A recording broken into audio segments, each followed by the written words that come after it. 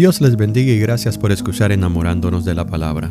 Mi nombre es David Lebrón y soy su anfitrión y hermano en Cristo, y estamos contentos de poder compartir la Palabra de Dios con todos ustedes.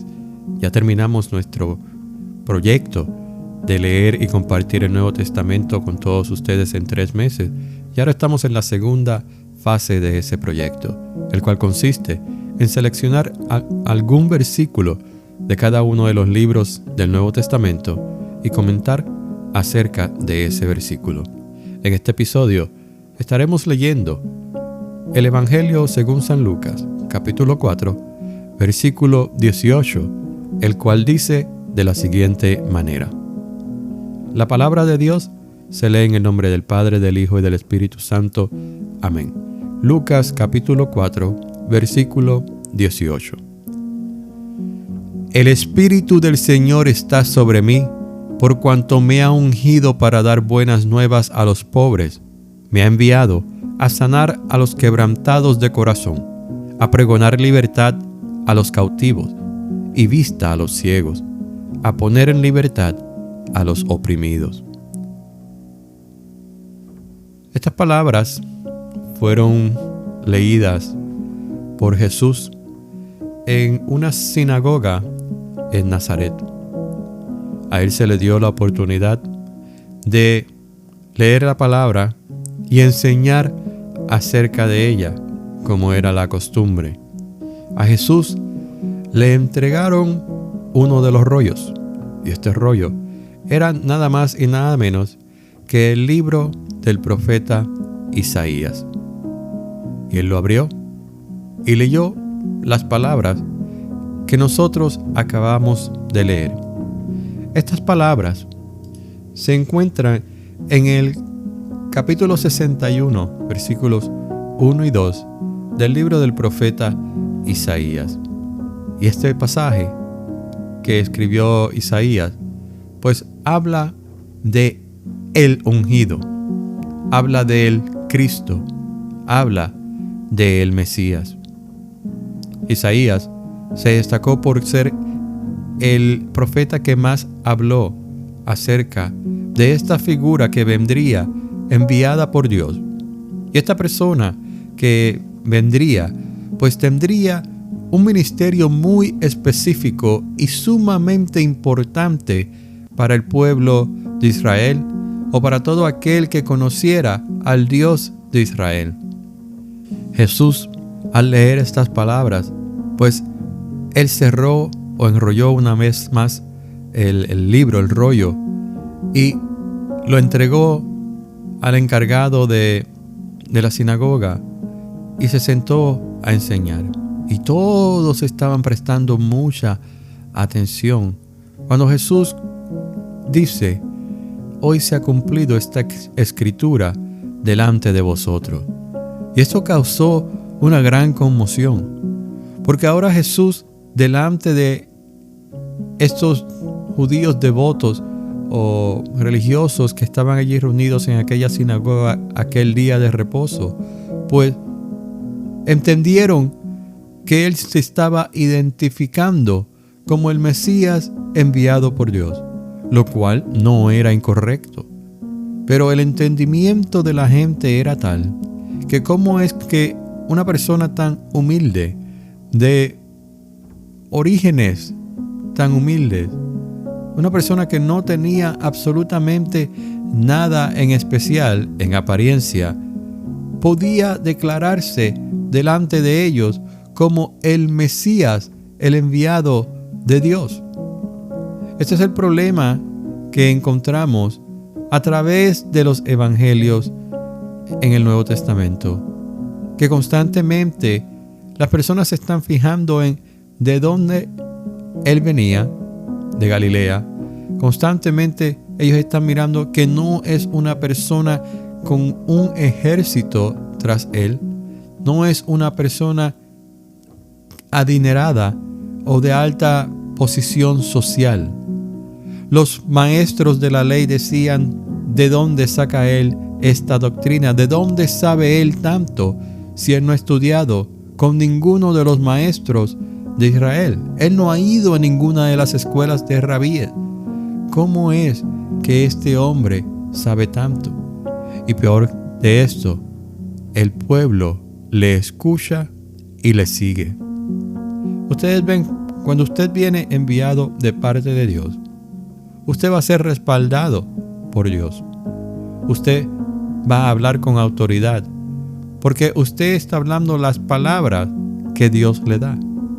Muchas personas se paran en el púlpito y predican lo que ellos quieren, lo que ellos sienten, y no le dan participación al Espíritu Santo a que sea Él ministrando a través de esa persona a las personas que están en la audiencia. Hay que aprender a escuchar la voz del Espíritu Santo, porque Él es quien nos llena. Miren que este pasaje comienza con Jesús leyendo las palabras del profeta diciendo: el Espíritu del Señor está sobre mí. Jesús una y otra vez aclaró que las palabras que Él pronunciaba, las enseñanzas que Él presentaba, los milagros y las señales que Él hacía, no venían de parte de Él, sino de parte del que le envió, que es el Padre. Y sabemos que Dios es Espíritu. Por lo tanto, cuando Jesús lee estas palabras y dice: el Espíritu del Señor está sobre mí, está diciendo: el Padre está conmigo, el Espíritu Santo está conmigo. Y este término no se usaba en aquellos tiempos, pero Jesús es la segunda persona de la Santísima Trinidad. Por lo tanto, el Padre, el Hijo y el Espíritu Santo estaban allí presentes, haciendo todas estas obras que el Mesías debía hacer: dar las buenas nuevas a los pobres, sanar a los quebrantados de corazón, pregonar libertad a los cautivos, darle vista a los ciegos y poner en libertad a los oprimidos. Estas son las cosas que el Mesías debía hacer, y muchas cosas más, porque sabemos que cuando Jesús habla con la mujer samaritana en Juan capítulo 4, ella dice que cuando venga el Mesías, Él le enseñará todas estas cosas que no están claras para ellos, como dónde es el verdadero lugar para adorar a Dios. Porque los judíos decían que hay que ir a adorar en un monte, mientras que los samaritanos decían: no, hay que ir a este otro monte. Pero Jesús se lo deja claro a ella. Llegará el momento en que no importará si en aquel monte o en este, porque lo que Dios el Padre verdaderamente busca son verdaderos adoradores que adoren en espíritu y en verdad. Es en eso en lo que nos debemos que enfocar. Pero Jesús, hablando de la misión del Mesías, y al identificarse como el Mesías, y cuando leemos las 4 narraciones del Evangelio, vemos que esto es precisamente lo que Jesús hizo. Vimos que en Mateo capítulo 5, Él presenta ese sermón del monte y habla de las bienaventuranzas de aquellos que son marginados en la sociedad o que no son tan respetados en la sociedad. Y Él constantemente les habla de el reino de los cielos. Esas son las buenas nuevas a los pobres, que no importa su condición social, lo que importa es la condición de su corazón. ¿Qué tan arrepentido usted está de sus malas obras, de sus pecados? ¿Qué tanto usted quiere agradarle a Dios? Estar reconciliado con Él, mostrar fruto de arrepentimiento. El Señor lo ha enviado a sanar a los quebrantados de corazón. Y sabemos que Jesús muchas veces trajo esperanza a muchas personas que la sociedad había olvidado, las viudas, los huérfanos. Y Jesús solamente con dirigirse la mirada traía esperanza a ellos, y sus corazones eran sanados. Jesús dijo: vengo a pregonar libertad a los cautivos. Y esto fue precisamente lo que hizo. Rompió las cadenas de aquellos que estaban en pecado.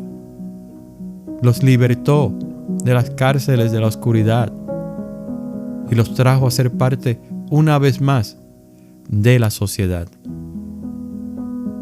Dice que le dio vista a los ciegos, pero hubieron ciegos espirituales que no quisieron recobrar la vista. Teniendo al Rey de Reyes, Señor de Señores, al único Dios verdadero, todopoderoso, para quien nada es imposible, delante de ellos, dándole la vista a muchos ciegos. Ellos no quisieron que el velo de sus ojos fuese quitado y no quisieron aceptarlo. Él vino a poner en libertad a los oprimidos.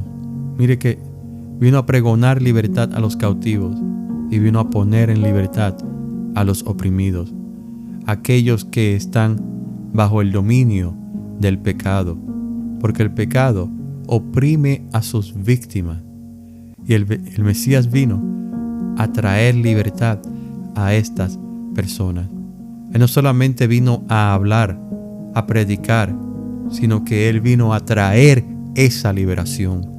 Jesús vino a hacer la liberación para nosotros, porque Cristo fue el gran enemigo de aquellos que se oponían a que la creación de Dios estuviera en comunión con Él.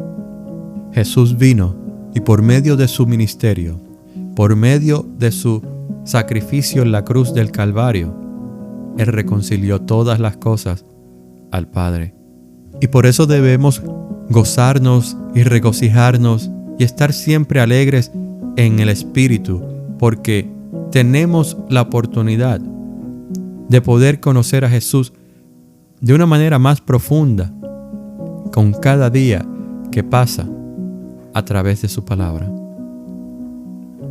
Padre, te damos gracias por enviar a tu Hijo, por haber pregonado las buenas nuevas, por haberlas pasado y encomendárselas a otros hombres, a que compartieran esta buena noticia con generaciones por venir. Y una de esas generaciones, pues, somos nosotros. Señor, te agradecemos porque por medio de su sacrificio y la fe que nos has dado en tu único Hijo, el unigénito, Jesús, mi Señor y Salvador, pues nuestras cadenas han sido rotas. Y te agradecemos, Señor, por habernos dado libertad, por habernos reconciliado con el Padre, por sanar nuestros corazones. Te agradecemos, Señor, por todas estas cosas. En el nombre de tu amado Jesús. Amén.